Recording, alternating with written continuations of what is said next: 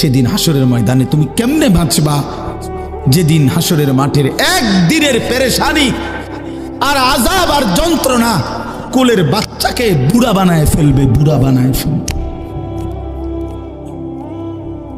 হে বান্দা, তুমি জানো না আমি মাওলার শাস্তি কি জিনিস। ফাকাইফা তাত্তাকুনা ইন কাফারতুম ইয়াওমান ইয়াজআলুল বিলদানা শিবা। একদিনে বাচ্চা বুড়া হয়ে যাবে, কোলের বাচ্চা বুড়া হয়ে যাবে। আল্লাহ বলছে এই পরিমাণ যন্ত্রণা পেরেশান। মানুষ বলে ভাই আমার এই 3 মাসের যন্ত্রণায় কষ্টে আমার চুল সাদা হয়ে গেছে, মানুষ এরকম বলে না। আল্লাহ তাআলা বলে বান্দা তুমি কেমনে নাফরমানি করছো, তুমি বুঝতেছো না বান্দা আমার আযাব কি পরিমাণ ভয়ঙ্কর,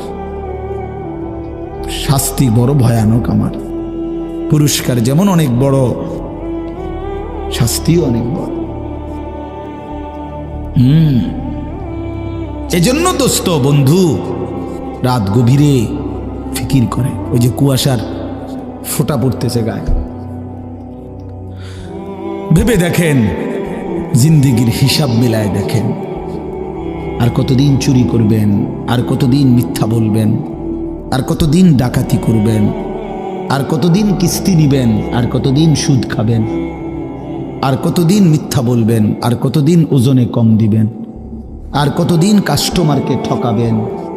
আপনার ছেলেটা 365 দিনে খোদার 1 বছরে কোনো দিন ফজরের নামাজ পড়ে না, এই জানোয়ার আর কতদিন নামাজ ছাড়া থাকবে? এ তো মানুষের বাচ্চা না, এ তো হাইওয়ান, এ তো চতুষ্পদ জন্তু, এ তো শয়তান। যার কপালে সেজদা নাই তাকে শয়তান বলে। ইবলিস সেজদা দেয় নাই, এজন্যই আল্লাহ বলছে তুই শয়তান। ইবলিস সেজদা দেয় নাই, এজন্য বলছে ফাইন্নাকা রাজিম, তুই আজকের থেকে অভিশপ্ত।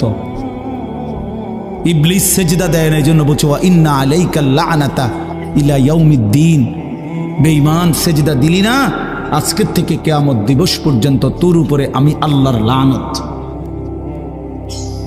এই বেনামাজি ছেলে মনে রাখো, তোর উপরে আল্লাহর লানত, আল্লাহর লানত, আল্লাহর লানত, আল্লাহর লানত। মালিকের অভিশাপ নিয়ে সুখে থাকা যায় না, আল্লাহর লানত নিয়ে সুখে থাকা যায় না, সুখ মিলে না।